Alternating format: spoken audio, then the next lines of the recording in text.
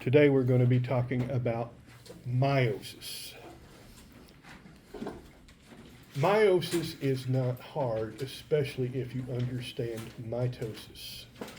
However, I always have somebody who forgets the basic rule and gets it mixed up.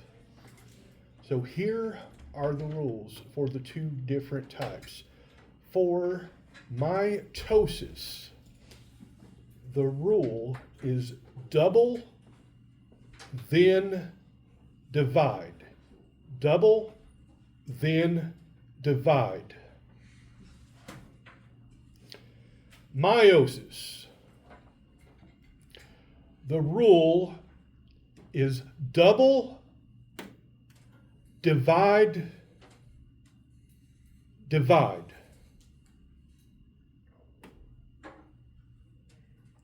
Double, divide, divide. And if you don't know what I'm talking about, doubling and dividing, that's okay. That is why we are going to have this conversation. Yes, sir. How do you spell, I know like mitosis, but how do you spell the other one? Meiosis? Yeah. Meiosis, just like it's in your book. Okay, so what you need to know next is something called the Ploidy number. The Ploidy number, Ploidy.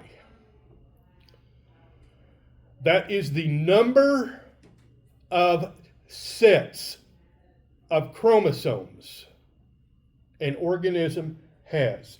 The number of sets of chromosomes an organism has.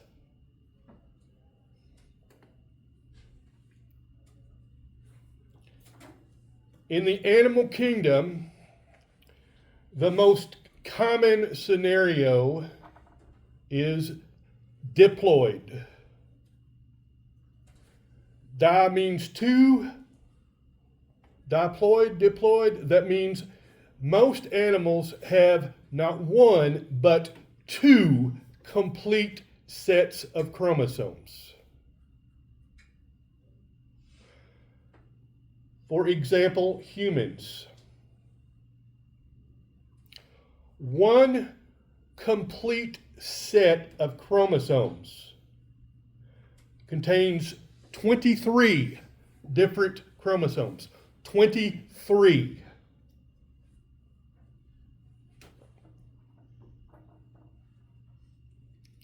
So how many chromosomes does one of your cells have total? 46, because you have not one, but two complete sets. One is called the maternal set, comes from your mother. One is called the paternal set, it comes from your father.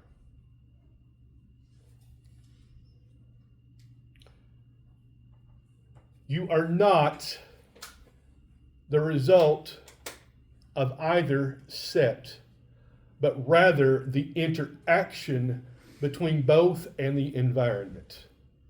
You get things from both of them depending on your makeup. Is everyone clear on that?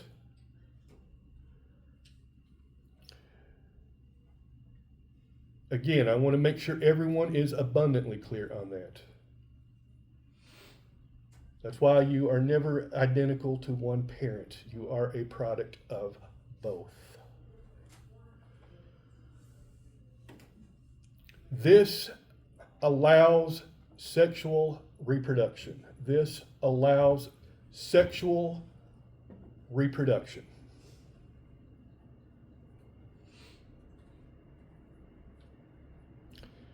The key word you're looking for is variation. Variation.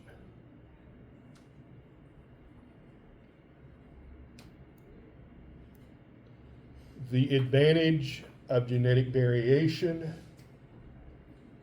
is that it allows for a variety of responses to the environment. It allows you to respond to a variety of different conditions in the environment. For instance, I noticed that only 3 people are wearing short sleeve shirts right now and no jacket. And it feels quite comfortable to me in here. Does it feel comfortable to you? You comfortable back there? And I'd be willing to bet the rest of you are going, how do those men stand it so cold? We might like it cooler. It's that simple. If I was wearing a hoodie or a sweatshirt like most of you are, I would be sweating today. I do not like it hot under any circumstances. A lot of that does go down to genetic variation. It could be something as simply as I'm a bigger person. I generate more body heat. If somebody was skinnier, they would produce with less heat. Probably so. I have a little bit of extra insulation. Yes, ma'am. Are women usually typically colder than men because they're, is it because their veins are closer to the surface of their skin? Probably has to do with relative overall mass. There's a lot of variation that goes in that, but my point is, even if one person sets the temperature ideal for them, it's not going to necessarily be ideal for everyone, is it? And that's just one environmental factor. Sleep is another. Diet, preferred level of activity.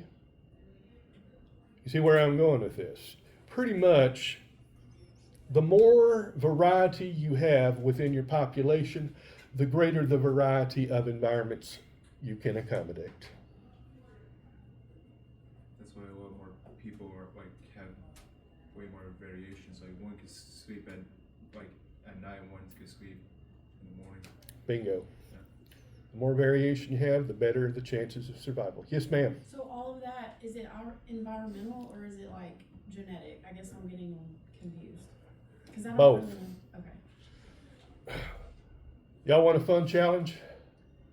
Yeah. Who wants to play me in a hand of poker for a grade? What kind of poker you mean? I don't care. One taker. You win, you get an A and walk. You never have to show up again. I win, you get automatically get an F, and you got to be here every class period for the full period for the rest of the semester. Anybody want to take me on? Wow.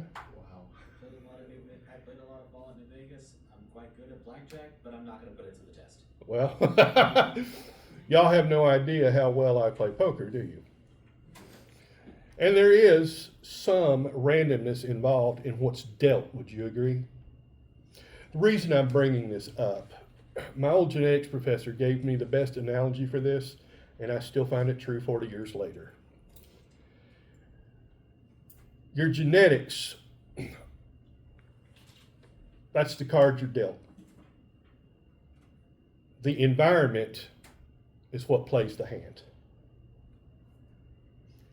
Your genes are the cards you're dealt. The environment is what plays the hand. Now, Christian's saying he's pretty good at blackjack, so that tells me he's got some experience. I might have, New Vegas. huh? Blame New Vegas for that. Blame Vegas. New Vegas. New Vegas. Fall on New Vegas. Huh? Fall on New Vegas. That's a video game. Oh, okay. Last time I played a video game was probably 30 years ago, so. But you see where we're going?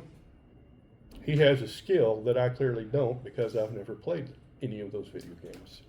Now we make it for poker, which when I was your age, we used to play poker every Monday afternoon for the pizza, and I never bought it. You may not want to do that. Because if you got a good hand and you don't know the rules, chances are very good you're going to lose, right? See where I'm going with this? In other words, the cards you've been dealt represent the best possible outcome, but if you don't know how to play them, you're going to fold. And please don't text. If you need to text, just step outside and do it. It's kind of rude to do it while I'm talking. The other flip side of that is if you've got a very bad hand, but you are an exceptional player and you can bluff somebody out, you can still win, can't you? Luck plays a role. That's what I want you to get. Your genes represent the potential. The environment determines whether or not that potential is realized. Your genes determine your potential. The environment determines whether or not that potential is realized.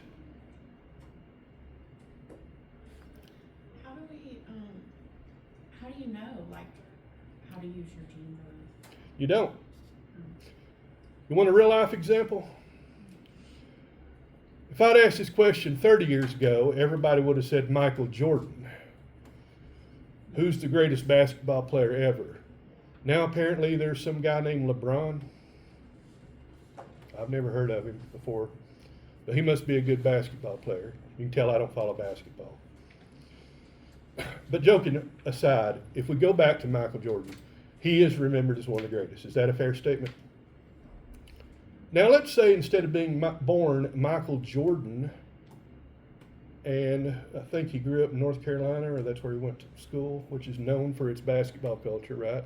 Let's say instead he was born as Michel Jordan and grew up in a suburb of Paris, France. Is France known for its quality basketball? Not really. Do you think he would have been remembered as having reached his full potential? No. It was a matter of environment as well as genetics, wasn't it? He had the genes, he had the gift, he could jump, he could shoot, he could maneuver around the court like nobody's business, but he also had the nutrition, the conditioning, the coaching, the training, the knowledge of the game. All of that went into it. And going back to your question, that's why I say you don't get a genetic test necessarily that says you are going to be this or you are going to be that, because we call that heritability. Heritability is the amount of a trait that is genetically determined. Y'all want to make this a little bit sci-fi? Let's say that we froze me in suspended animation, or whatever Star Trek malarkey you want to call it, and we also cloned me, and that clone was born today, and we let that clone age, and in 56 odd years, we thaw me out and let me meet my clone. Are we the same person? No. Why not? Different environments. Like you may have aged while he was just frozen still. Well, we're assuming this is some Star Trek fantasy rather than science fiction. Star Trek is not science fiction, it's science fantasy. Would Steve Hawking be another one? Steve Hawking, are you talking about his ALS? Yeah, because it has a genetic component. I shared with you all that I'm diabetic, right? Would it surprise you to find out that both my parents are diabetic?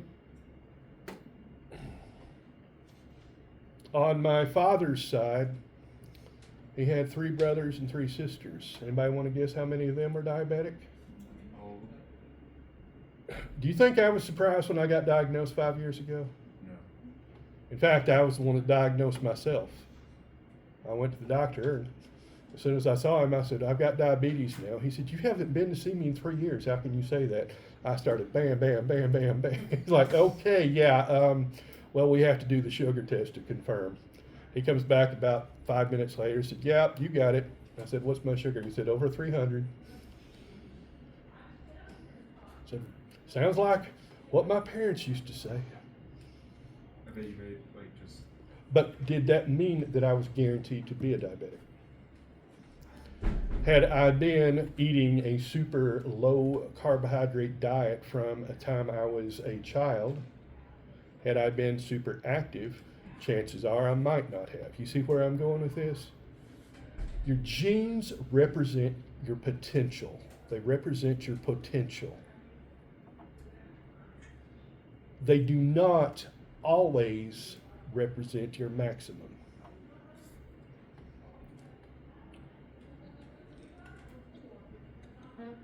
I've got a PhD, a master's, a bachelor's degree.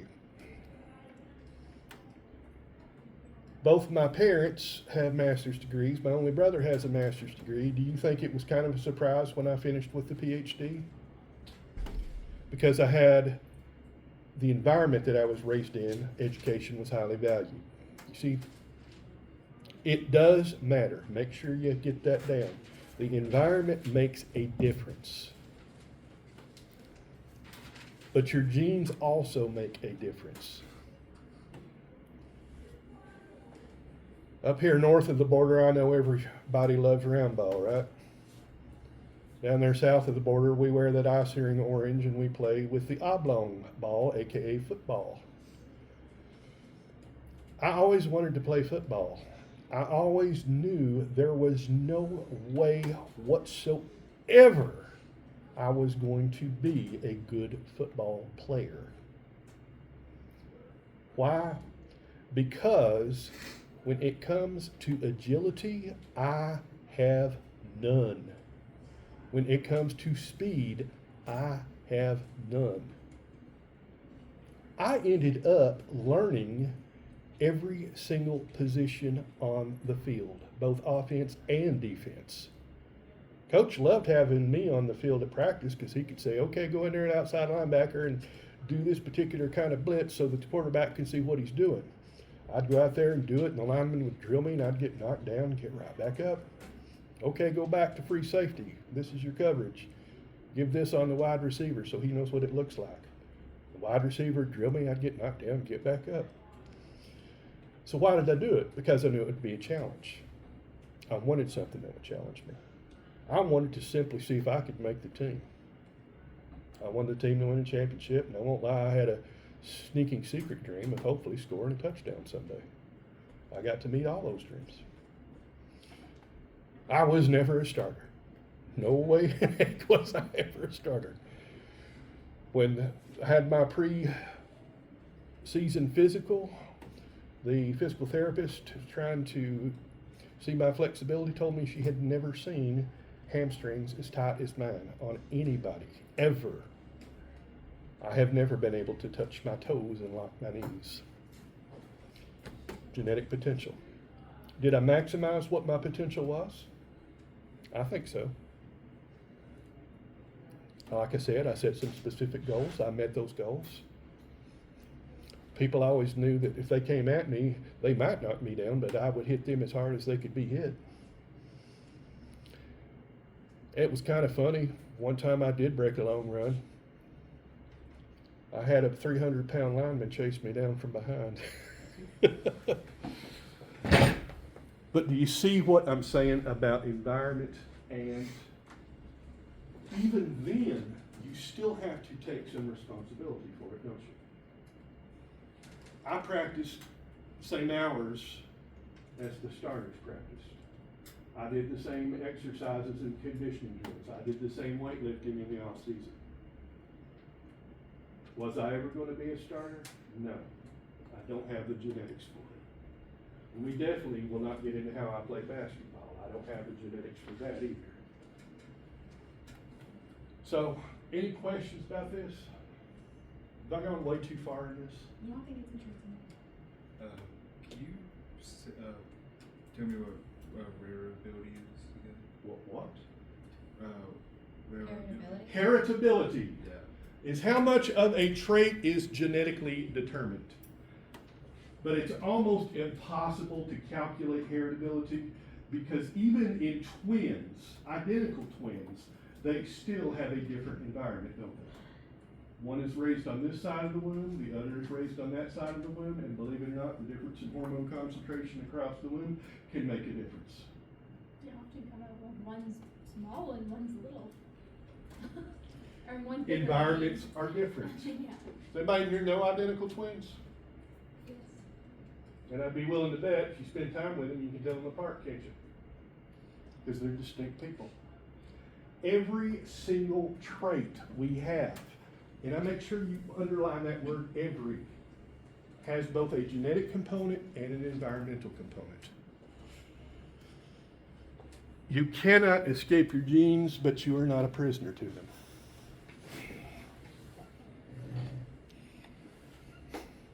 Remember when we talked about cancer?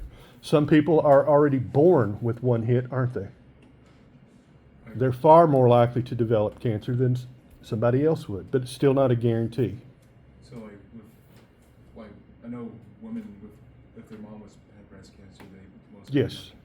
It's called the BRCA1 and 2 alleles, BRCA1 and BRCA2. A cousin through my dad's side of the family, all of her female relatives on her mother's side of the family had that. Sure enough, she developed it, her sister developed it, and her mother developed it. The older sister had one son and adopted a daughter. The younger sister opted not to have kids because they didn't want to take the risk. Again, it's not a guarantee. None of them died from it. All of them were able to successfully treat it and go into remission. It's just one of those things. You have to be aware of what your genes are likely to say. That's why family history is so important medically. But it's still not a guarantee you'll develop something. So, back to ploidy number. Humans are diploid. We get one from mom and one from dad.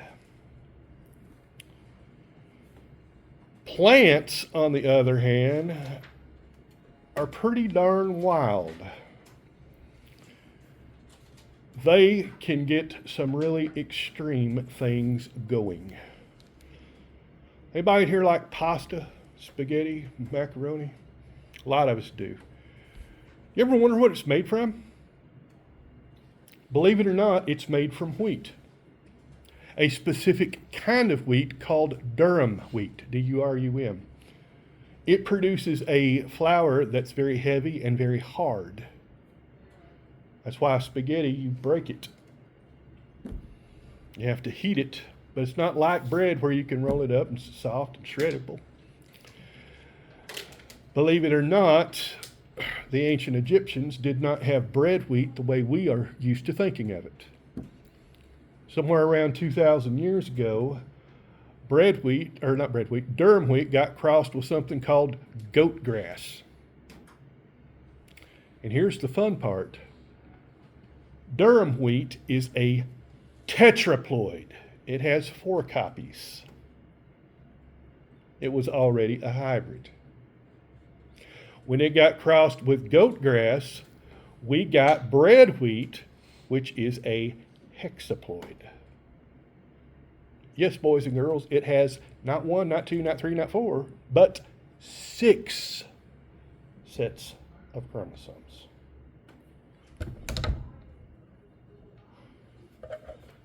There are some families of plants that are so intrahybridized they can't even really tell you what a separate species is. You want something that'll keep you awake at night, go into the genetics and classification of citrus. Sweet oranges, navel oranges, blood oranges, bitter orange, key lime, Persian lime, desert lime, citron. Oh, it gets wild. They actually go by percentages. And even then, you still got introgression and back crossing. It's a mess. No, I didn't go into. If I had done that, I never would have graduated. My advisor said, stay away from citrus. I just want you to understand there's a lot of variations on the thing. We're used to X, Y, we're used to mommy and daddy. But when you start looking in other kingdoms, it can get kind of crazy. There's actually one species of frog that is a dodecaploid. And for those of you who don't know what a dodecaploid means, that means it has 12 sets. Let's see what AI says. I wonder if there's something that they have found. Species with highest ploidy number. Tetraploid. Well, some species show higher rare instances, blah, blah, blah, blah, blah. I don't see anything higher than a dodecaploid. It's pretty wild, isn't it? again, variation. Notice that all of these I've mentioned so far are divisible by 2. That is because the ploidy number must be even to allow for sexual reproduction. It must be an even number to allow for sexual reproduction. So, can we get a triploid organism? I see a bunch of you shaking your heads. Well, then how was I able to eat one not 2 hours ago for my lunch? Y'all ever heard of bananas? Well, believe it or not, the bananas that we eat are not diploid, nor are they tetraploid. Rather, they are a triploid hybrid. Didn't know that, did you? That's why if you ever look, you've never seen a banana seed, have you? You might see those little teeny tiny specks in them. That's what we call a vestigial seed. It starts to develop, but because the genetics are all messed up, it always spontaneously aborts. All of the bananas that we eat today are clones. I know the original banana looked like way different, and I guess humans just. The ones that we have today are called the Cavendish. If you ever get a chance to try a variety of banana called the Gros Michel, or the Big Mike, if you don't speak French, do so. It is so sweet, it is like eating ice cream. Back around the time my parents were kids, that was the worldwide banana flavor. Where do you find them at? Specialty shops. Why did they switch? Because of something called a monoculture. A monoculture means that all of the crop plants in a given culture are identical. And unfortunately, the Gros Michel variety is highly susceptible to fusarium, which is a fungus that causes rot.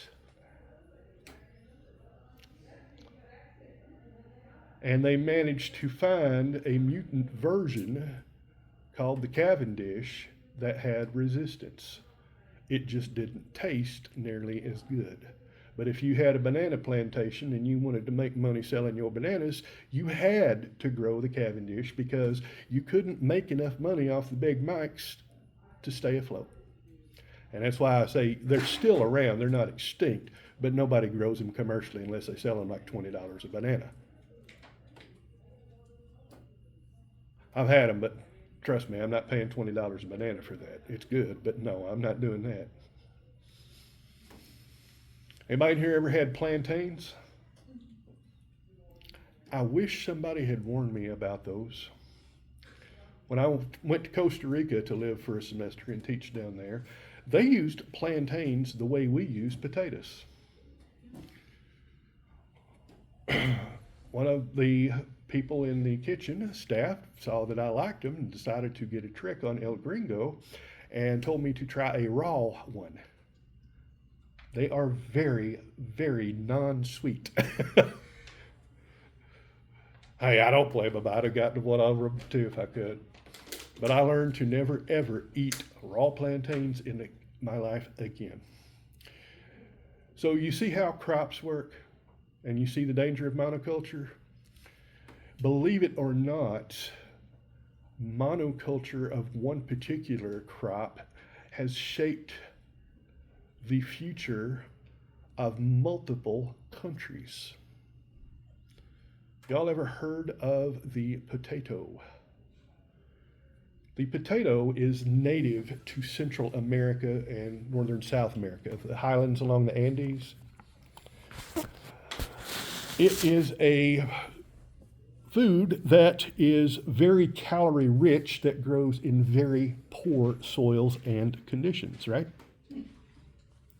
Including rocky soil on hillsides.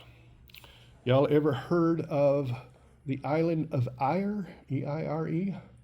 You might know it as Ireland. Well, way back when, the English, who are part of the Isle of Britain, got on their boats and went over to the Isle of Eire and conquered Ireland.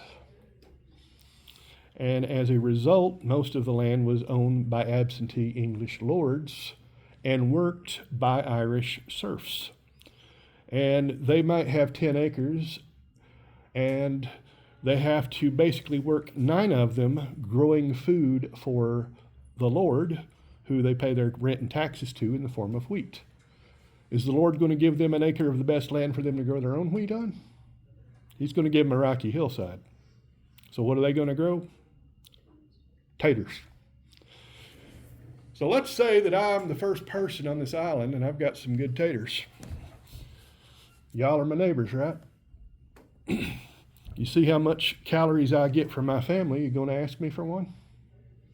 Me being the nice guy I am, I'm going to give Carol one. I'm going to give Case one. Next spring, you're going to share, aren't you? Until basically all of the Irish farmers were growing the exact same potato plant. And that's great because Ireland is way far away from the Andes Mountains, isn't it? So Phytophthora infestans, the fungal potato blight, didn't naturally end up in Ireland, did it?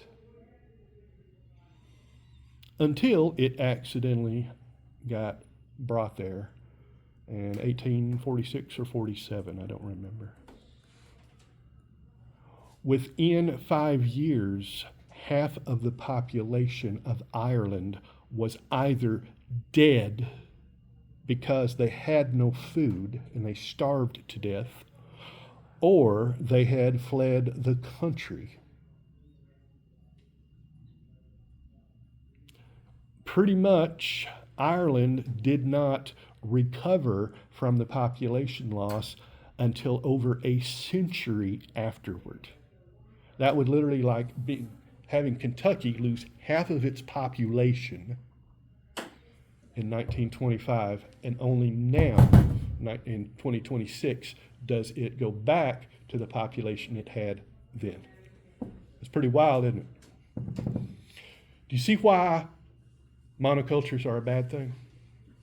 This is the advantage of sexual reproduction. Chances are, if that had been in a wild potato population, you would have had some of them that were susceptible to the blight, but you also would have had several that were resistant. They may not grow as well in the conditions in Ireland. They may not give you as much yield, but it's better to have variety than a monoculture. Make sure you get that down. Make sure you understand it. Asexual reproduction leads to something we call Mueller's ratchet. Mueller's ratchet. And it essentially says, eventually, you acquire so many bad mutations through asexual reproduction that the population dies off. You eventually acquire so many mutations that population dies off. Now, there are bacteria that have ways around that. There are things that happen, but you see the danger, I think. Just from the 2 examples I gave you, bananas and potatoes. Interestingly enough, that's led to some really strange things. Where is the leading production of coffee? Does anybody know? Huh? Colombia? Colombia, South America. It's a good guess, isn't it? In Costa Rica, my little hacienda was right in the middle of a coffee grove. Central America is the source for coffee. Does anybody know where the leading crops of chocolate come from? This might surprise you. Africa? Africa, the west coast of Africa. The Gambia, Cameroon, Ivory Coast, that area. And here's the kicker. The scientific name for coffee is Coffea arabica, the Arabian Peninsula. The cheaper stuff that has more caffeine is Coffea robusta, and it is native to the highlands of Ethiopia. Anybody want to take a guess where Theobroma cacao, the chocolate tree, is native to? I'll give you a hint, it's not West Africa. Maybe South Africa? Nope, it's not Africa. Mexico? Huh? Mexico? A little bit further south. Central America and Northern South America. This is called the Columbian Exchange. The Columbian Exchange. When Christophe Colomb, a Genoese, sailing for Ferdinand and Isabella of the Kingdom of Aragon and Castile, aka Spain, made a navigational error and wound up in the Americas. This resulted in what became known as the Columbian Exchange, the New World and the Old World. It also spread a lot of disease after they came to America, didn't it? It spread a lot of organisms. The Europeans brought over pretty much every nasty disease that you can think of. Probably wiped out about 90% of the Native Americans via disease. Didn't know that, did you? Kind I know, they're giggling back there. They never pay attention. Couple of red faces. It was not a deliberate act. Simply didn't realize how disease spread. The Americans sent one disease back to Europe that you may not be aware of. so they got a disease from this. One went from the Americas. Y'all want to know what it was? Syphilis. Who said that? Right here. That's one thing I remember from high school. You got it. But things like cholera, smallpox, typhus, typhoid fever, all of that basically came over from Europe. And unfortunately, the native populations in the Americas essentially had no resistance to it. One thing that a lot of the European explorers commented on was how empty the continent was of people. That's because the disease went ahead of the explorers and killed off village after village. Didn't know that. Never heard of the Columbian Exchange. So, what about the ones that survived? Did they just bear the? Yeah, because of that variation. Not everybody was going to be susceptible. So why do we grow coffee in South America and chocolate in Africa? Because it's the suitable environment. It's a similar environment, very good, but none of the pests or critters that eat them are found in the new environment. So coffee grows very well in South America because you have the same amount of rain and heat because it's in the tropics, but you don't have any of the fungal, viral diseases or the pests or predators that chew on the leaves, and vice versa. And here's one you may not be aware of. You think of the Plains Indians, all of the tribes that use horses. Their culture did not exist until Europeans brought the horses over and they escaped onto the plains, because the horse is not native to North America. It is native to the steppes of Asia. How wild is that? In fact, when it came to beasts of burden, the Native Americans basically only had two: the llama and the alpaca. I know this would sound weird, but I know like some ships were infested with rats, so when rats would be another thing that. Rats are another thing. Rats are gentlest. They survive anywhere. Yes, ma'am. I have a question about dogs. So I was looking this up last night, which is cool that you're talking about this. I didn't understand how they just, I guess I was having a hard time understanding how they became like so friendly towards humans because I know they derive from wolves. So how does that like work genetically or is it environment? Okay. Why are dogs genetically hardwired to be friendly with humans? You're a wolf. You live in a pack. A pack is a social organization, is it not?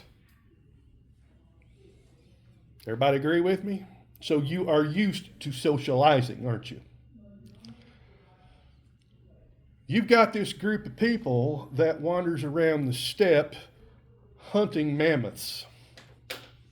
They kill a mammoth. Are they going to eat all of it?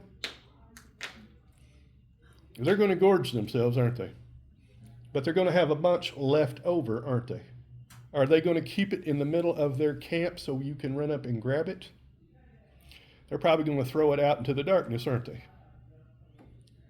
If you're brave enough to sneak up close, you're going to get yourself a free meal of mammoth, aren't you? And eventually, you start getting a little closer and you realize these strange people that throw spears at mammoths ain't too bad, are they? They feed us regularly. They pet us. Petting feels good, doesn't it? You don't believe me? Walk up to a friendly dog and see what happens when you start petting them. Which ones are going to get the food? Which ones are going to get the chance for mates? Those running around the darkness howling, or those coming up to the fire and sitting there filling their belly with mammoth? Now let that go on for tens of thousands of years. Something like 30 to 40,000 years. Well, yeah, I could start to see why some dogs would prefer cuddling up to a warm fire and a mammoth bone to gnaw on than running around out there in the Arctic wilderness.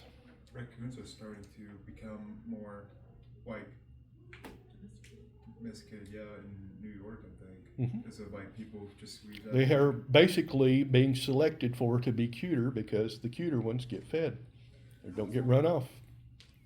I was wondering, okay, so is it learned to be, because I think my hang up was in their DNA. Like, I know that they can't change the DNA of dogs, so I was sitting there and I was like, is it learned behavior since they're Remember, there's a genetic component and an environmental component. What did we say about mutations? They're random, right? Make sure you got that in your notes. Make sure you get a tattoo of that this weekend. That's how much I want you to remember that. I'm going to say that sometime. Somebody is going to get a tattoo, and I'm going to feel horrible. No, don't get a tattoo that says mutations are random. Although I've seen stranger things tattooed on people. But let's say a wolf gets a mutation that makes it less cautious. Which one is more likely to go closer to the fire? The cautious wolf or the mutant? It's getting fed more, isn't it? It's getting more mates, isn't it? It's going to reproduce more, isn't it? See how this goes? Y'all want a real life example? Y'all love these real life examples. Have you ever seen a dachshund? Those wiener dogs. The ones that are like this long and about this tall. Got stumpy little legs. They look like a dog, or look like a furry snake with a dog's head on it. What on earth were they thinking? Did you know those things were actually bred for a very specific and deliberate purpose? Would you like to know what it was? Was it just to be loved though? Nope. Totally. To hunt burrowing mammals. Because they are like a snake. They can get inside those burrows and they can chase that rat or that mole or that vole or that groundhog or whatever else you got going. Now, how on earth did they genetically engineer that thing? Well, it starts with two dogs. not dogs, but dogs, because I'm from Tennessee. And you take the puppies that have the shortest, stumpiest legs, and you breed them to each other. Yeah, brother and sister. I hate to tell you, but every dog breed we have is so inbred that their family tree is pretty much a straight line. Could be worse, could be circular. Then you take from the second generation, those with the shortest, stumpiest legs, and guess what? And you keep doing that until after however many generations, you've got a dog that has dimensions of this by this. And that's how you get wiener dogs. Yes, ma'am. How'd they not get like genetic mutations, like two-headed, that kind of thing? We're getting to that. I got to talk about heterozygosity and homozygosty and dominant and recessive and beneficial and deleterious and all kinds of fun things. True or false? Inbreeding is a good thing. No. I think it was necessary at a certain time. That was false. Oh, we got a good question, don't we? True or false? Inbreeding is a bad thing. What did I say was the key? Variation. Variation. Now, let's assume that you are a monk living in a monastery in a mountain pass in the Alps on the border between Italy and Switzerland 1,000 years ago. Now, you know everything about 1,000 years ago. You think the weather predictions are bad today. They really were bad then. If you have a mountain pass 15,000 feet in the air, you're going to get some deep snow, aren't you? You're going to get it early in the season, aren't you? You're going to get it late in the season, aren't you? I don't know if y'all know anything about Roman Catholic monks, but they live in monasteries. Bunch of dudes wearing cheap robes, live in the same building, and they like to be away from the distractions of the world. So for spiritual purity, right? So there was a monastery up in this particular mountain pass devoted to the saint whose name is Bernard. And merchants who wanted to get a jump on their competition would start to leave a little early in the season to get over the pass first so they can sell all their goods. Well, as we saw yesterday or Sunday night, sometimes we get a late season snowfall, don't we? That kind of disrupts travel, doesn't it? So those merchants get snowed in up there in the mountain pass. Well, who's the rescue going to fall to? The closest people, right? And it happens to be those monks over there in that monastery. And after a while, they get kind of tired going out there and digging these merchants out. Wouldn't it be easier if we had an animal to do that? We need a big animal, don't we? Something that's strong to go through those snowdrifts. We need it to have a lot of subcutaneous fat for insulation, don't we? I think you see where I'm going with this. Y'all have seen all the cartoons where the St. Bernard pulls up to the stranded traveler and he's got the little keg of rum or whiskey or whatever it is. That's what St. Bernards were bred for. Do you see how it goes, generation after? Well, the monks were ideal people to do that because it was their responsibility, or whether they wanted it or not. They had generations of time in which to do it, and that is how we got pretty much every breed we have. If you're one of those monks, do you want those traits that you selected for to be maintained generation after generation? You don't want variation, do you? While it might make for a cute Disney movie to have the little wiener dog burrowing through the snow, I don't think he's going to bring a big barrel of rum or whatever out there, and I don't think he's going to survive too well in that cold snow, do you? In that case, inbreeding is a good thing. When it comes to crops and livestock, for humans, inbreeding is a good thing.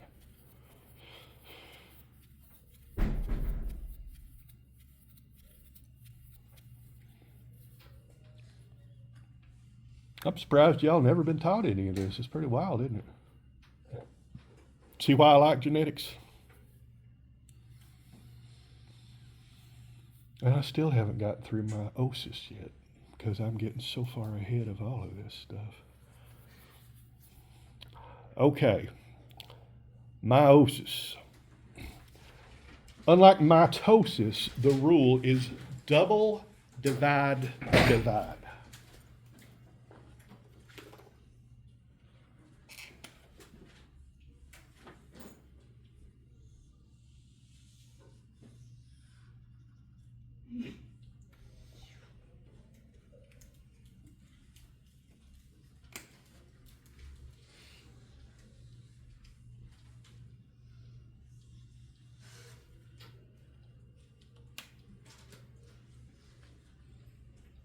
I'm going to do the simplest one I can.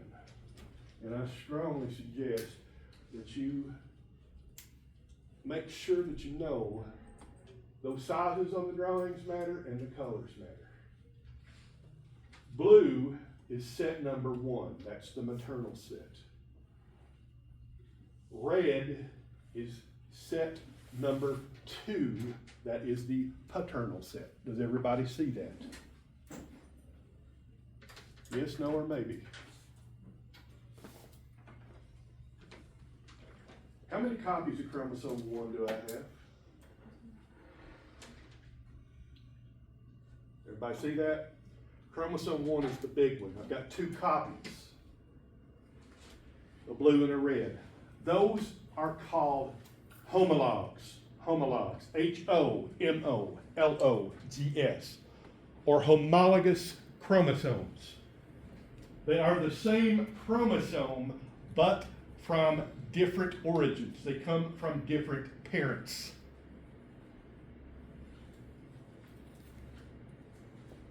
So this is chromosome number 1 with 2 copies. This is chromosome number 2. How many copies of that do I have? 2. One from mom, one from dad. Does everybody see that? In mitosis, here's what happens.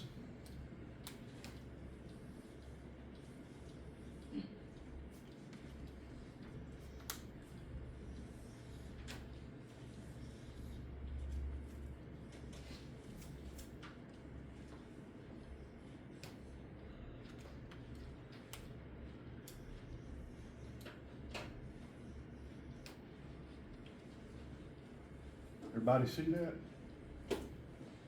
I doubled these, didn't I? Does everyone see that? So I have how many copies of chromosome number 1? 2. Oh. That's the thing. 1, Oh. 2, 3, 4. I doubled it. Does everyone see that?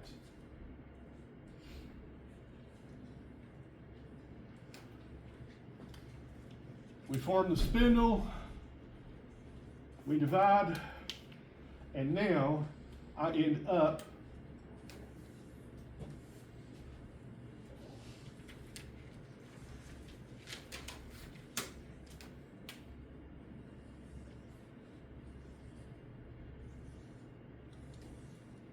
with 2 cells, each with 2 copies. Does everybody see that? Do you see why I color coded it? It gets confusing, doesn't it? I'm going to introduce you to another term. It's called sister chromatids. These guys are homologous chromosomes. Does everyone agree? They're both chromosome 1, aren't they? Only difference is this one's from mom, that one's from dad. I've color-coded them to make it easy. We double. That's the rule, isn't it? We double. Then what do we do? Divide. Divide. Double. It's been doubled. Now, these are homologs. Does everyone see that? I'm pointing to it. These are sister chromatids. How many copies of chromosome 1 from mom do I have? 2. Does everybody see that? How many copies of chromosome 2 from dad do I have? 2. And they're identical, aren't they? So the homologs come from different parents.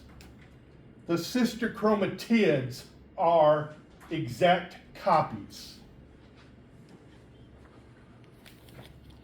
Yes, if you get nothing else out of today's lecture, you do need to know the difference between homologous chromosomes and sister chromatids. Homologous chromosomes are the same chromosome, but from different parents.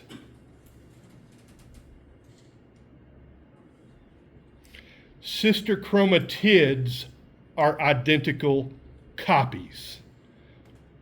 So in this example that I drew on the board,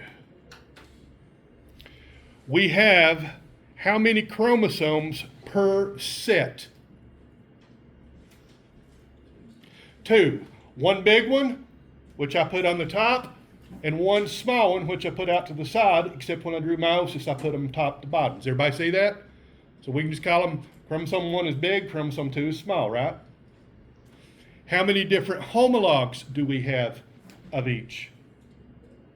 One from mom, one from dad, blue and red. Does everyone see that? So let's just look at chromosome 1. How many different copies do I have to start mitosis? 2. 2. Does everybody agree? Copy from mom, copy from dad. The rule says double, doesn't it? We line them up in metaphase. Everybody see that? Then what's the rule? Divide. And I would split them apart right like that, wouldn't I? This one's going to end up with how many copies of chromosome 1? 2. One from mom and one from dad, right? This one over here is going to end up with how many copies of chromosome 1? 2. One from mom, one from dad. Does everyone know the difference between homologous chromosomes and sister chromatids? I would suggest, not require, but I would suggest for the exam and for your own notes that you might want to pick up some kind of differentially colored writing utensil. In other words, crayons, colored pens, colored pencils, in 2 or 3 colors. It might help you out with your studying. We all jiggy with it. Doesn't Will Smith say that in the song?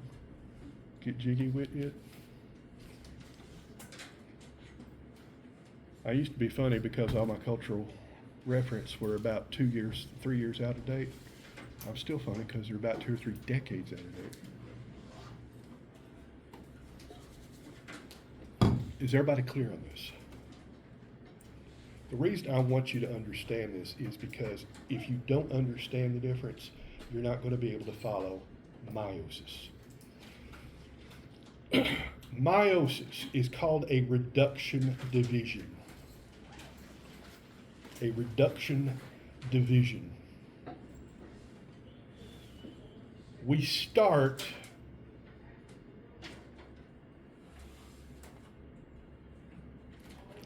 diploid. We end up haploid. 1 chromosome set per cell. 1. Not 2, 1. Why do we want that? How many does mommy supply? 1. How many does daddy supply? 1. So if you're a woman, you want your eggs to contain how many? 1. Everybody agree? So when you successfully mate, your partner supplies 1. Now, we would like meiosis to be simple. If we're diploid, it seems to me the easiest way would be to just one division and we're set, aren't we? Does everyone agree? Evolution does not work that way. It does not choose the most efficient process. Write that down. Get a tattoo of it. It has to work with what exists. It has to work with what exists. It has to work with what exists. Do we already have mitosis? What's the rule for mitosis? Double, then divide. So what happens, rather than just doing a simple division, we start just like mitosis. How many copies do we start with? 2, but then we double it, don't we? We're going to go through meiosis 1, which divides it. Then we're going to go through meiosis 2, which divides it again. Does everybody see that? We are going to end up with how many cells at the end of meiosis? 4. Not 2, but 4. Because meiosis has 2 rounds of division. We double, we divide, and we divide again. Double, divide, divide.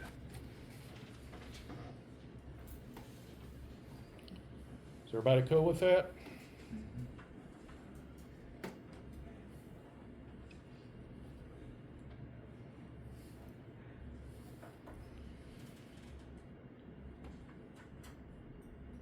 Meiosis 1 divides the homologs. Meiosis 1 divides the homologs. Meiosis 1 divides homologous chromosomes.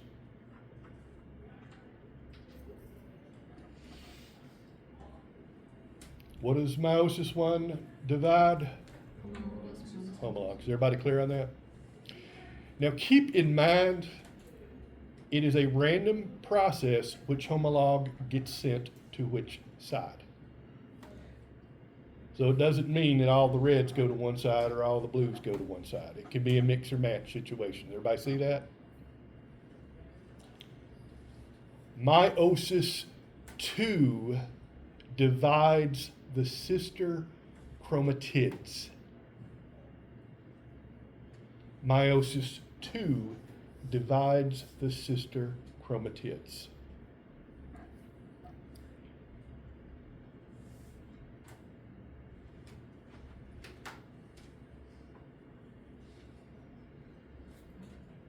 And to make it even crazier, during prophase 1, prophase of meiosis 1,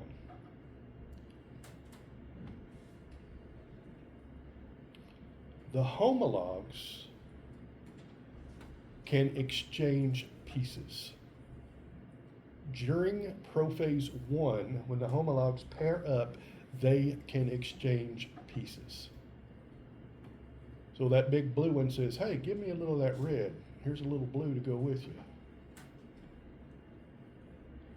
That process is called crossing over.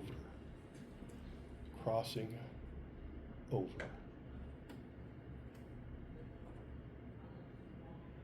Sounds like a term from a bad vampire movie. Crossed over into darkness. Y'all want to know the ultimate torture? My ex-wife inflicted on this on me. She wanted me to go with her to see this movie in 2011, 2012 called Twilight. She told me I would love it, that it was a vampire movie, that had chase scenes. Wow, was that a misrepresentation? I still have nightmares of that. The Huh? horror. The horror. Glittering vampires, teenage angst for eternity. I'm like, dude, you got nothing better to do after a century of life than keep going back to high school? I didn't want to be there when I was that age. Plus, you want to talk about dirty old man creepy vibes. 100-year-old dude hitting on an 18-year-old? Man. How about Gold Digger? It's a really big argument in the fandom. Huh? It's a really big argument in the fandom over whether or not it's a pedophile. There was a fandom? I thought it was a spoof. No, Apparently there are still- sequels. there still is. Anyway, does everybody understand what's going on? What we end up getting are 4 haploid cells, and each one is genetically distinct.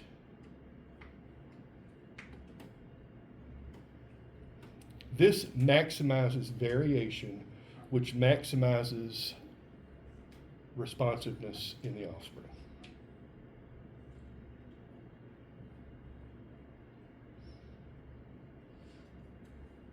It's pretty wild, isn't it? It's not the most efficient process. The most efficient would just be to simply divide. But since we piggyback onto an existing process, we get 2 rounds of division. What's the advantage of sexual reproduction, Mia? Maybe. To have babies. Well, I think reproduction is the idea to have offspring, is it not? What's the advantage of sexual reproduction?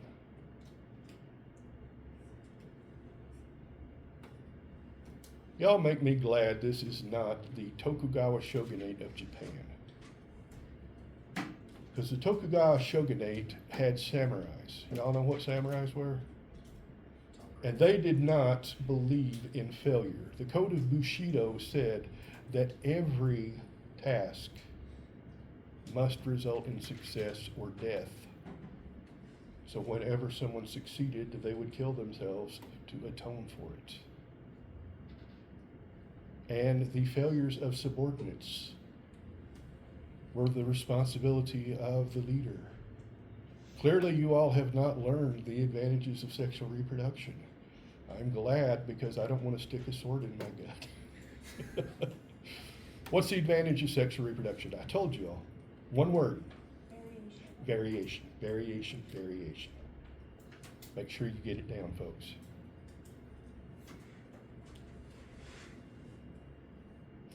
The reason, if and when the environment changes, the more variation in the population, the more likely it is to survive the change.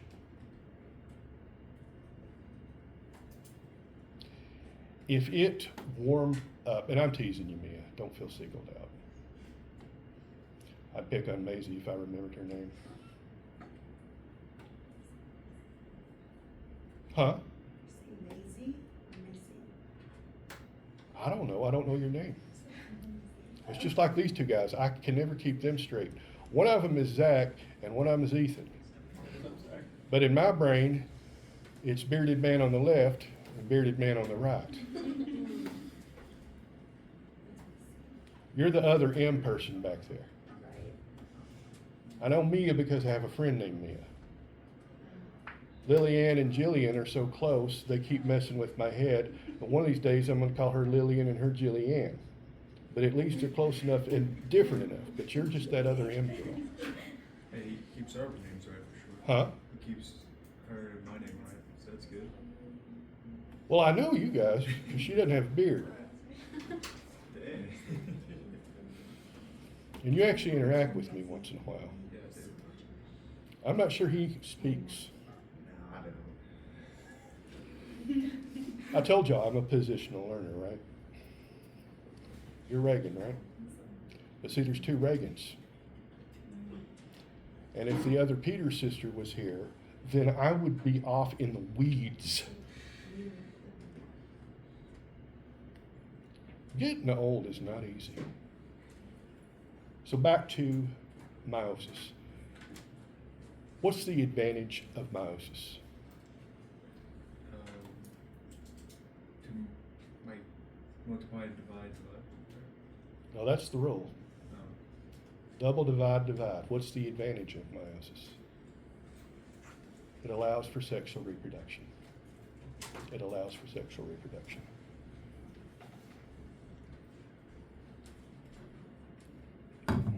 Can you get mistakes? This is how we get things like tetraploids. But does everybody see why it's important to have an even number of sets?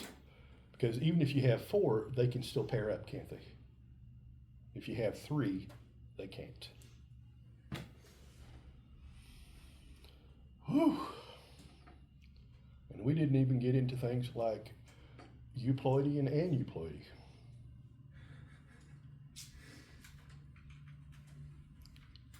Em is back there saying, this is too bad. What is your name? Macy. Macy. So I was close. It's okay. I've been called Maisie a lot. Well, don't ever hesitate to correct me. I don't know. It's okay. It doesn't bother me. And I'm going to guess and say he is Zach and you're Ethan. correct. Yeah. Yes, 2 out of 2. Burn. Actually, I don't know. What about that? I'm so cold. What about them? Yeah, what's their names? Christian, Diana, Reagan, Carol. I can't remember her. It begins with a J. I think it's Jenna. Whoa. Yeah, you got it right. Case, Mia, Rebecca, Simon, and I've already got you. So I'm 100%. Whoa. Yeah, I'm rocking now. Except I can't pronounce Macy's name correctly. So do y'all feel comfortable with it? You understand it? What we're going to do next time, I need all of you here on time for a change because Dr. Castle is going to be visiting the class. So don't be walking in 5 after. It doesn't look good when you got the president sitting back there. Can y'all do that for me? Don't worry, I always walk in early anyways. I know. There's nothing wrong with getting here early. It's just, with my luck, I'm going to have half the class show up late. I'm going to have somebody run up and down the halls howling.